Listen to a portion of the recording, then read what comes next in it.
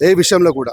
అంటే ఉద్యోగాలలో రిజర్వేషన్స్ లేవు, విద్యలో రిజర్వేషన్స్ లేవు, రాజకీయంలో రిజర్వేషన్స్ లేవు. కనీసం మా విద్యార్థులు చదువుకుంటామంటే ఆ ఫీజు రియంబర్స్మెంట్ కూడా దగ్గర ఇప్పుడు 2-3 years నుంచి ఆపేశారు. అయితే విద్యకి ఎట్లా కాలేజీలలో ఫీజు రియంబర్స్మెంట్ లేక విద్యకి నోచుకోలేక పిల్లలు ఈరోజు హయ్యర్ ఎడ్యుకేషన్ పోతామంటే పిల్లలకి ఎడ్యుకేషన్ అయిపోయిన తర్వాత కూడా సర్టిఫికేట్లు ఇవ్వట్లేదు. ఆ సర్టిఫికేట్లు ఆపేస్తున్నారు. ఫర్దర్ ఎడ్యుకేషన్కి ఎట్లా పోవాలి? ఫీజు రియంబర్స్మెంట్ గురించి అని చెప్పేసి మొన్న కాలేజ్ యాజమాన్యము 4 days కాలేజ్ మొత్తం అంతా మూసిన తర్వాత మళ్ళీ రాజకీయ వ్యక్తులు వీళ్ళు సీఎం గారు మొత్తం ఇన్వాల్వ్మెంట్ అయ్యి లేదు మీకు న్యాయం చేస్తామని చెప్పేసి చెప్పడంతో మళ్ళీ నిన్నటి నుంచి అన్ని విద్యాసంస్థలన్నీ ఓపెన్ అయినాయి. ఎవ్రీథింగ్ బీసీలు ఎక్కడెక్కడ ఉన్నారో వాళ్ళకి అన్యాయం చేయడమే ఒక లక్ష్యంగా, ఈ రాజకీయ పార్టీలు అన్నీ ఇప్పుడు అడిగే వాళ్ళు అడగాలి 42%, ఇచ్చేవాళ్ళు ఇవ్వాలి. అంటే ఎవరు అడగాలి, ఎవరు ఇవ్వాలి? రాష్ట్ర ప్రభుత్వం అడగాలి, కేంద్ర ప్రభుత్వం ఇవ్వాలి.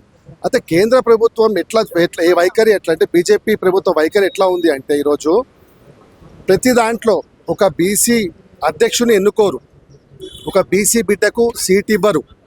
ఎనీ టైం బీజేపీలో మొత్తం అంటే వ్యతిరేక వైఖరి, బీసీ వ్యతిరేక వైఖరి బీజేపీ అవలంబిస్తుంది. దానికి పూర్తిగా మేము వ్యతిరేకిస్తున్నాము. ఈసారి ఈ కార్యాచరణ ఏదైతే అష్టాంగ కార్యాచరణ ఏదో ఉందో ఆ కార్యాచరణతో ఈసారి ఢిల్లీ ముట్టడిస్తాము. పెద్ద ఎత్తున 10 లక్షల మందితో హైదరాబాద్ కేంద్రంగా చేసుకొని అన్ని కుల సంఘాలు, అన్ని బీసీ విద్యార్థి సంఘాలు, మహిళా సంఘాలు, మళ్ళీ సంక్షేమ సంఘాలు అన్ని సంఘాలతోటి 10 లక్షల మందితోటి రాబోయే తొందర రోజుల్లోనే పెద్ద పోరాటం అరేంజ్ చేస్తున్నాం. ఈ బీసీ ఉద్యమాల వల్ల బీసీ ప్రజలలో మార్పు అనేది కనిపిస్తుందా?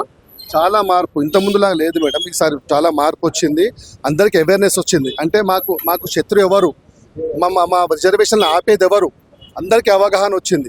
అది కూడా మీలాంటి మీడియా వాళ్ళతోటే ప్రతి ఊర గ్రామ అన్న ఊర్లో కూర్చున్న ముసలివాడికి కూడా తెలుస్తుంది యాక్చువల్ రిజర్వేషన్లు ఎందుకు ఆపుతున్నారు, ఎవరు ఆపుతున్నారు, ఎందుకు ఆపుతున్నారు. ఆ రిజర్వేషన్ వస్తే మా పిల్లలు, మాకు ఆటో దడుపుకునే రిక్షా కార్మికులు రిక్షా ఒక ఎంబీబీఎస్ చదవచ్చు, ఒక ఇంజనీర్ కావచ్చు, ఒక ఉన్నత విద్యకు పోవచ్చు. ఆ ఉన్నత విద్యతోటే మా డెవలప్మెంట్స్ అవుతాయి అన్న ఆలోచన వాళ్ళకు కూడా వస్తుంది. అందరు ప్రతి ఒక్కరు బీసీలు ఏకమయ్యారు సార్. ఈ బీసీ ఉద్యమాలు పక్కదారి పడుతున్నాయని విమర్శలు కూడా ఉన్నాయి, దీనిపైన మీ కామెంట్స్? విమర్శలు ఇది అగ్రవర్ణాల కుట్రనే మేడం. ఇది బీసీలు ఎవ్వరు లేరు. ఇప్పుడు మీరు చూస్తున్నారు కదా 130 కుల సంఘాలు వచ్చాయి ఈరోజు, 136 కుల సంఘాలు, 75 బీసీ సంఘాలు వచ్చాయి.